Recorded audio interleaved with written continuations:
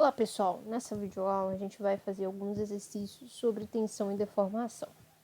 Então, na última videoaula que eu fiz para vocês, a penúltima, eu expliquei os conceitos de tensão e deformação. Na verdade, eu expliquei o conceito de tensão normal, que seria a força sobre a área, e deformação, que seria a variação do alongamento dessa barra. Como assim a variação? Eu pego a variação desse alongamento ou encurtamento da barra e divido pelo seu comprimento, inicial. Então, assim eu tenho a sua deformação. Então, nós temos esses dois conceitos que nós vamos aplicar nessas atividades de agora. Bom, primeiro exercício. Uma barra prismática com seção transversal circular, com diâmetro D igual a 20 mm, fica solicitada por uma força axial de tração, F igual a 6.000 N. Experimentalmente, determinou-se que a deformação linear específica longitudinal, εx, é igual a 0,3%. Calcule a tensão normal e a variação do comprimento da barra. Bom, então aqui nós temos a representação dessa barra.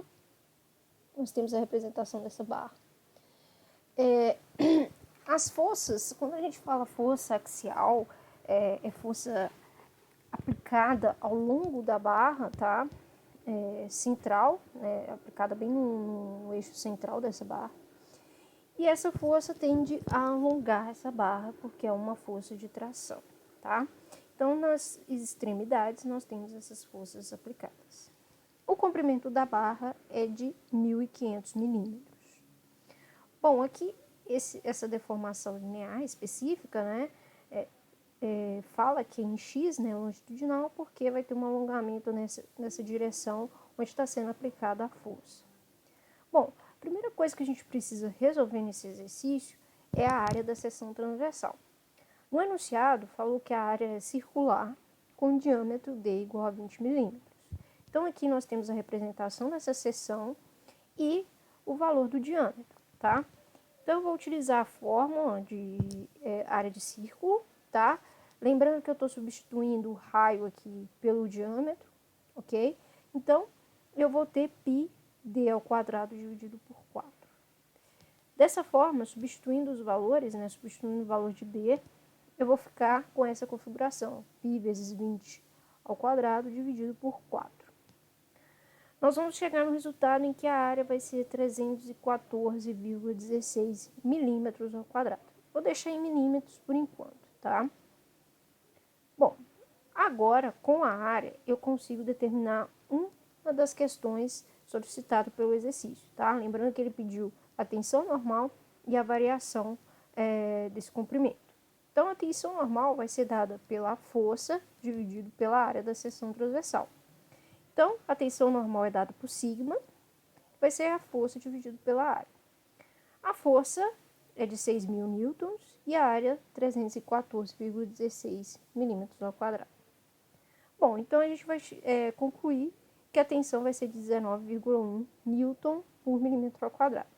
Posso deixar com essa unidade? Posso, tá?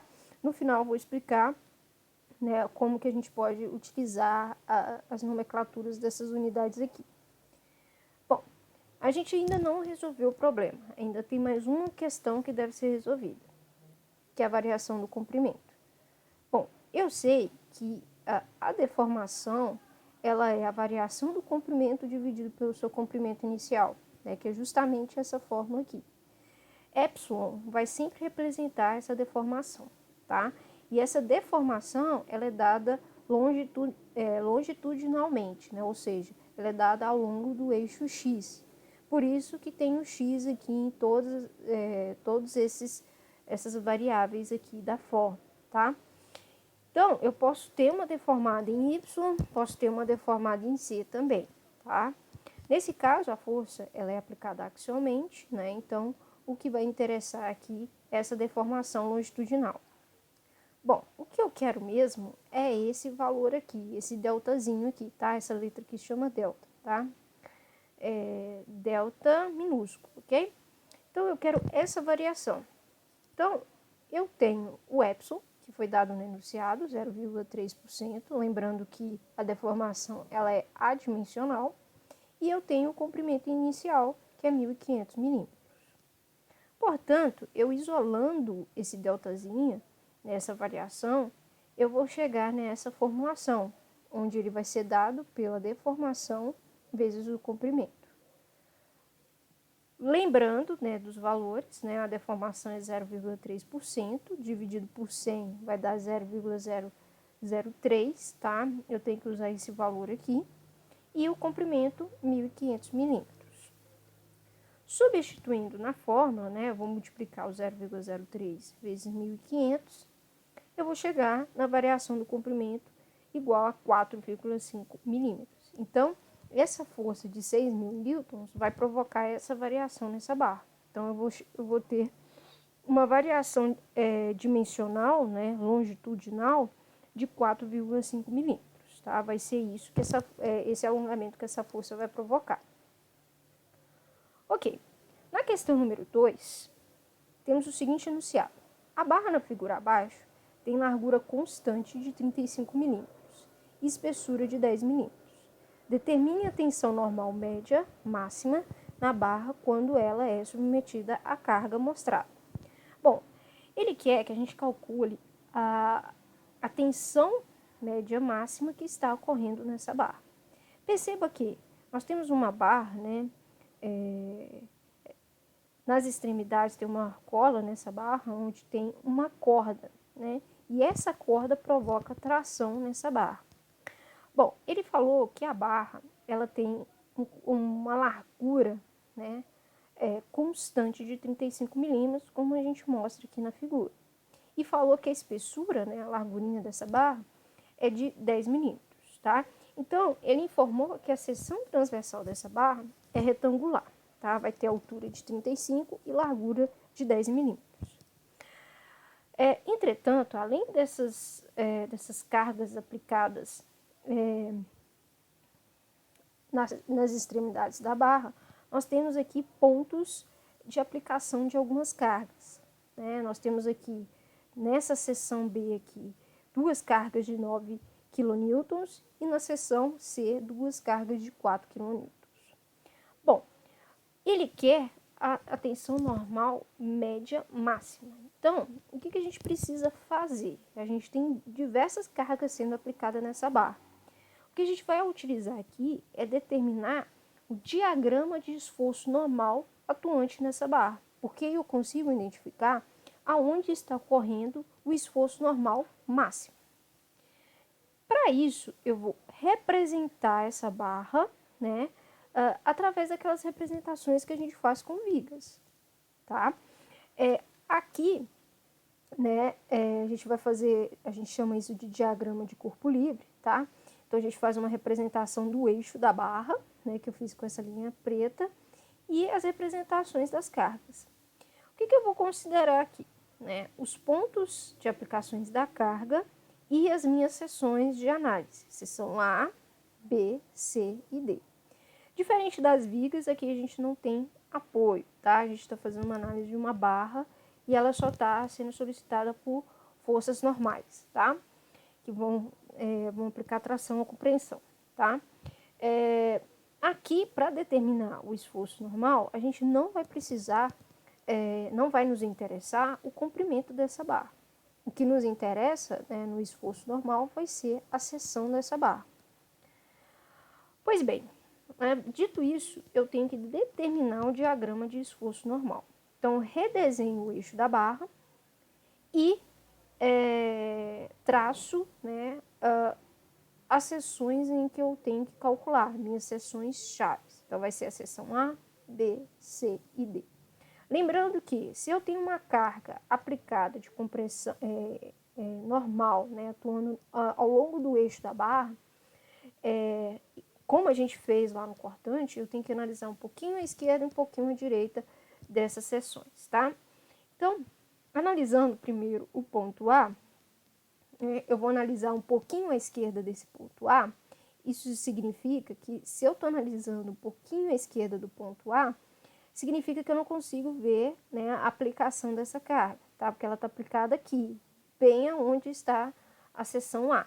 E se eu estou analisando um pouquinho antes da seção A, não existe aplicação dessa carga, tá? Lembrando que essa carga está puxando a barra, está tracionando a barra, então esse valor deve ser positivo, tá? Quando eu analisar direito, desculpa, estou precipitando. Bom, então no primeiro momento, né, eu analisando toda a estrutura à esquerda de A, um pouquinho à esquerda desse ponto, né, e um pouquinho à esquerda desse ponto, a gente não tem aplicação dos 12 quinolitros, então, nesse caso, a gente vai ter uma carga igual a zero. Bom, agora analisando um pouquinho à direita de A, né, agora eu consigo ver o ponto A e consigo ter a aplicação da carga, eu vou ter uma carga de 12 kN. Lembrando que eu estou analisando à esquerda, essa força de 12 kN tende a tracionar a minha barra. Então, é uma força positiva. Logo, o meu esforço normal é positivo. Assim, eu consigo desenhar os meus dois pontos, 0 e 12 kN. Analisando o segundo ponto, né, a seção B, tá? De novo, estou analisando a esquerda da minha estrutura.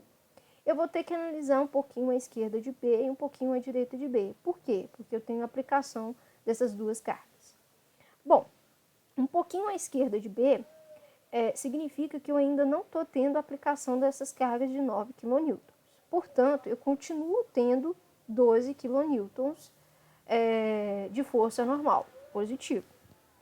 Analisando agora um pouquinho à direita de B, né, eu consigo ver essas cargas sendo aplicadas. Portanto, eu tenho que incluí-las. Elas estão no mesmo sentido de aplicação de 12, ou seja, estão tendendo a tracionar essa barra, ou seja, são positivas. Logo, eu vou ter uma soma de 12 mais 9 mais 9. Assim, eu vou ter 30 kN. Ok, então agora eu já tenho esses dois pontos. Vou para a seção C. Na seção C, eu vou analisar a estrutura à direita. Então, aqui inverte os sinais, tá? Então, a carga que estiver atuando no sentido da esquerda para a direita vai ser positiva, tá? Lembrando que eu tenho que analisar o que está tracionando, tá? Então, essas forças, né? Aqui dá para entender, essa força de 22 está tracionando a peça para o outro lado, tá? Então, sempre observe isso. Quando eu estiver analisando à direita, tá? Muda o sinal de análise das forças, ok? Então, analisando a seção C, né? A estrutura, eu estou analisando à direita. Aqui eu tenho que analisar da mesma forma, um pouquinho à esquerda de C e um pouquinho à direita de C. Um pouquinho à esquerda de C, eu vejo todas essas cargas. Vejo 4 kN, 4 kN e 22 kN. Logo, né, eu vou ter essa soma de 4 mais 22. Portanto, eu vou continuar tendo 30 kN.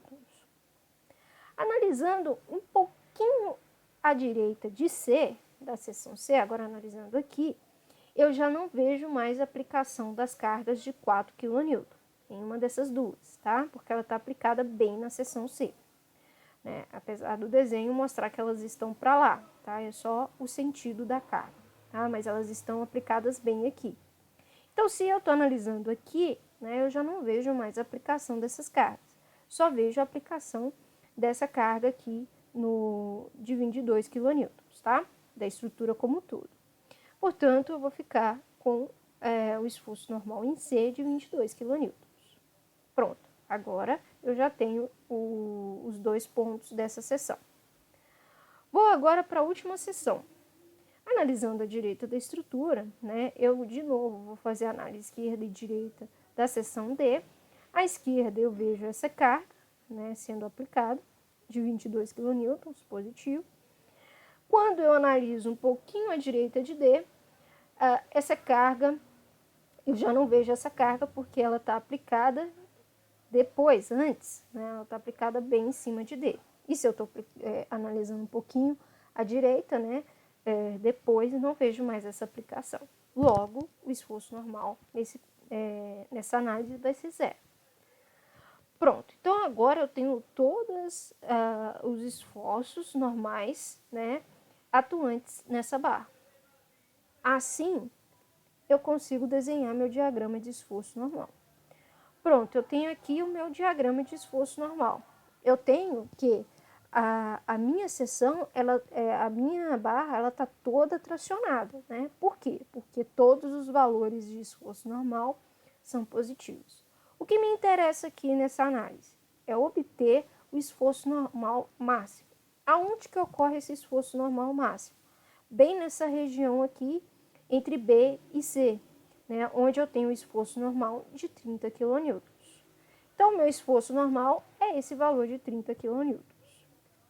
Ótimo. Eu quero o esforço normal,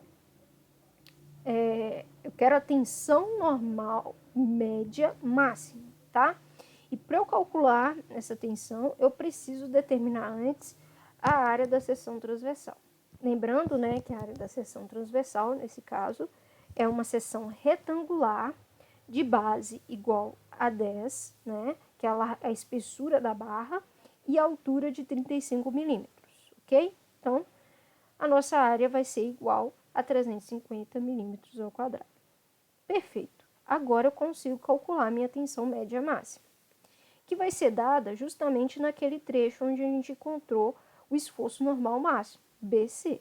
Vai ser esse trecho que vai me dar o máximo, né? Vai ocorrer a tensão máxima. Logo, né, eu pego esse esforço normal máximo que a gente obteve no diagrama e divido pela área. Então, eu encontrei 30 kN dividido pela área 350 milímetros ao quadrado. Eu vou chegar em uma tensão de 0,0857 kN por milímetros ao quadrado. Isso equivale a 85,5 MPa. O que é esse MPa? Megapascal. Bom, então, desse exercício é isso, tá? Nas próximas aulas, eu vou fazer mais exercícios, ok? Para tirar mais dúvidas, esclarecer mais dúvidas. Mas antes da gente continuar, a gente precisa esclarecer com relação às unidades que vão surgir para vocês. Bom, vocês já viram a unidade Pascal. E a unidade Pascal, PA, né? Vocês veem muito relacionado com pressão, né? Provavelmente em física, né? A gente fala muito de pressão, né? Enfim. E vocês devem ter visto muito isso. E pressão nada mais é do que uma força aplicada em uma área, né? Força dividido por área. O que é o mesmo significado de tensão, né? Força sobre área, né? A pressão sobre a área, enfim. Nós temos também a tensão força sobre área, né? Que é 1 Newton por metro quadrado. Esse 1 Newton por metro quadrado é equivalente a 1 MPa, tá? 1 Pascal. Bom, a gente vai ver prefixos nessas unidades, né? A gente conhece o PA, que é o Pascal. Mas o que significa essas letras que aparecem antes do PA? Né? Até mesmo antes do Newton, que pode ocorrer, tá? Esse prefixo posso utilizar em qualquer unidade, tá? Porque ele é apenas um prefixo e não é unidade nenhuma, tá? É só para simplificar a escrita numérica, tá? Isso ajuda muito. E vocês vão acabar vendo bastante essas unidades a partir de agora nessa matéria, tá? Porque a gente vai ver muito número grande, tá? E a gente não vai representar esse número todo, né? A gente vai encurtar representando por esses prefixos. Bom, então a gente tem 3 prefixos importantes que vocês vão ver bastante. O primeiro deles é o K, que significa quilos. Vocês já devem ter visto aí nas forças, né? Quilonewton, né? Enfim. Ele representa 10 a terceira, né? Significa que se eu tiver uma carga, uma força de 1000 newtons, eu posso representar ela por 1 kilonewton, tá? Esse K, ele vai significar os 1000. É como se o K estivesse multiplicando o número aqui por 1000, tá? Então, é basicamente isso. O mega, né, o M de mega vai de 10 a sexta, tá? Então, é como se eu multiplicasse a unidade por 10 a sexta, ou 1 milhão, né? Enfim, esse número gigantesco. E giga, né, essa letra G, tá, seria um número multiplicado por 10 a nona. Uma coisa que deve ser observada, tá, é com relação à escrita desses prefixos. Devem obedecer exatamente como está escrito aqui. O K de quilos deve vir com letra minúscula. O M de mega deve ser maiúsculo, sempre. E o giga também deve ser maiúsculo, tá? Essa unidade de giga, vocês vão ver bastante quando a gente falar de características do material, né, da parte mecânica, principalmente quando a gente for falar de diagrama, de tensão e deformação de materiais, tá? Esse giga vai ser muito visto, esse mega também, né? Nem se fala, tá? Então, por isso, a importância de conhecer esses prefixos, tá? Então, 1 giga, né, é como se eu pegasse esse número, né, e multiplicasse por 10 a 9. É exatamente essa representação. É 1 vezes 10 a 9 PA. Da mesma forma, para 1 MPa. 1 vezes 10 a sexta PA. 1 KPa, né, é 1 vezes 10 a terceira PA. Perfeito? Então, vamos ver aqui, né, justamente naquele exemplo 2, né, eu falei, né, que o quilonewton por milímetro ao quadrado equivalia a 85,7 MPa, tá? Então, vamos entender como que a gente faz esse processo, tá? Aqui eu tenho uma unidade, né, de tensão, onde eu encontrei newton por milímetro ao quadrado. Bom, aqui eu quero transformar esse milímetro para metro quadrado, porque eu sei que PA é dado por newton por metro quadrado. Bom, então vamos lá. Para transformar esse milímetro ao quadrado em metros, né, é como se eu fizesse uma regrinha de 3, tá? E é como se eu multiplicasse dessa forma. Pegasse essa fração, né, onde em cima, né, a parte onde eu quero anular, dado em milímetros, equivalente a 1 metro aqui, tá? Então, 1 metro quadrado equivale a 1000 ao quadrado, né, que é o meu milímetro ao quadrado.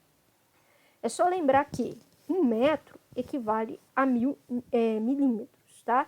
E se eu estou falando dessa unidade ao quadrado, é só eu levar ao quadrado esse valor equivalente. Então, eu ia pegar o 1000 e elevar ao quadrado, tá?